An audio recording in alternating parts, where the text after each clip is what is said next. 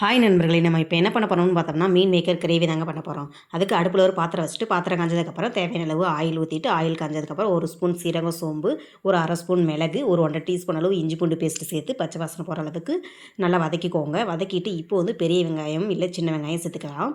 நான் வந்து சின்ன வெங்காயம் தேவையான அளவு சேர்த்துட்டு வெங்காயத்தை நல்லா வதக்கிக்கிறேன். வதக்கிட்டு இருக்கிறப்பயே ஒரு கொத்து கருவேப்பிலை சேர்த்துட்டு வெங்காயத்தை நல்லா வதக்கிக்கிறேன். நல்லா வதக்கிட்டு இப்போ வந்து 2 பெரிய தக்காளியை எடுத்துருக்கிறேன். எடுத்து நல்லா 2 பரட்டி விட்டு மூடி போட்டு வச்சு எடுத்துக்கிறேன். நான் தக்காளி நல்லா வதங்கிருச்சு. இதை ஆற வச்சுட்டு ஜாரில் சேர்த்துக்கோங்க. சேர்த்துட்டு இப்போ வந்து தேவையான அளவு தேங்காய் துருவல் சேர்த்துட்டு இந்த கொஞ்சோண்டு தண்ணி சேர்த்துக்கோங்க. தண்ணி சேர்த்துட்டு நல்லா பேஸ்ட் மாதிரி அரைச்சி எடுத்து தனியாக வச்சுக்கோங்க. இப்போ வந்து அடுப்பில் ஒரு பாத்திரம் வச்சுட்டு பாத்திரம் காஞ்சதுக்கப்புறம் தேவையான அளவு ஆயில் ஊற்றிட்டு 1/2 ஸ்பூன் சோம்பு, 2 துண்டு பட்டை, 2 ஏலக்காய், 3 கிராம்பு, ஒரு பெரிய வெங்காயம் இதெல்லாம் சேர்த்துட்டு வெங்காயம் எல்லாம் சேர்த்துட்டு நல்லா மிக்ஸ் பண்ணி விட்டு நல்லா வெங்காயத்தை நல்லா வதக்கிக்கோங்க. நல்லா வதங்கிட்டு இருக்கிறப்ப 2 கொத்து கருவேப்பிலை சேர்த்துக்கிறேங்க. நல்ல 2 கொத்து கருவேப்பிலை சேர்த்துட்டு வெங்காயத்தை நல்லா பொன்னிற வர அளவுக்கு நல்லா வதக்கிக்கோங்க. நல்லா வதக்கிட்டு இப்போ வந்து நம்ம தக்காளி வெங்காயம் வதக்கி வச்சுருக்கிறத பேஸ்ட் பண்ணி வச்சுருக்கோம், அதையும் சேர்த்துக்கலாம். சேர்த்துட்டு நல்லா மிக்ஸ் பண்ணி விட்டு நல்லா கலந்து விட்டுக்கோங்க. நல்லா கலந்து விட்டுட்டு இப்போ வந்து ஒரு 2 ஸ்பூன் அளவு மல்லித்தூள், ஒரு அரை ஸ்பூன் மஞ்சத்தூள், ஒரு 1.5 டீஸ்பூன் இல்லை 2 ஸ்பூன் அளவு மிளகாய் தூள் சேர்த்துக்கிறேன். லைட்டாக தண்ணி சேர்த்துட்டு நல்லா மிக்ஸ் பண்ணி விட்டுக்கிறேன். உங்களுக்கு காரத்துக்கு ஏற்ற மாதிரி நீங்கள் மிளகாத்தூள் சேர்த்துக்கிறதா இன்னும் சேர்த்துக்கோங்க.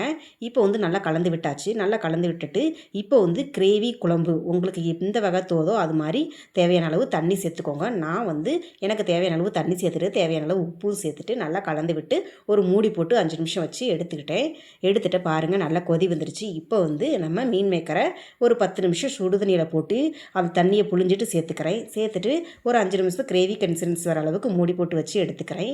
நல்ல கிரேவி கன்சிஸ்டன்சிக்கு வந்துருச்சு. இப்போ வந்து அடுப்பை ஆஃப் பண்ணிவிட்டு நம்ம மல்லித்தலையை தூவி விட்டுக்கலாம். தூவி விட்டுட்டு நல்லா கலந்து விட்டுக்கோங்க. அவ்வளோதாங்க, மீன் மேக்கர் குழம்பு ரெடி.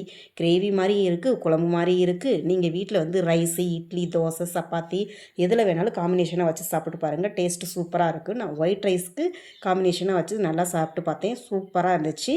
நீங்களும் உங்கள் வீட்டில் இது மாதிரி ட்ரை பண்ணி பார்த்துட்டு எப்படி இருந்துச்சுன்னு கமெண்ட் பாக்ஸில் கமெண்ட் பண்ணுங்கள். பாய் நண்பர்களே.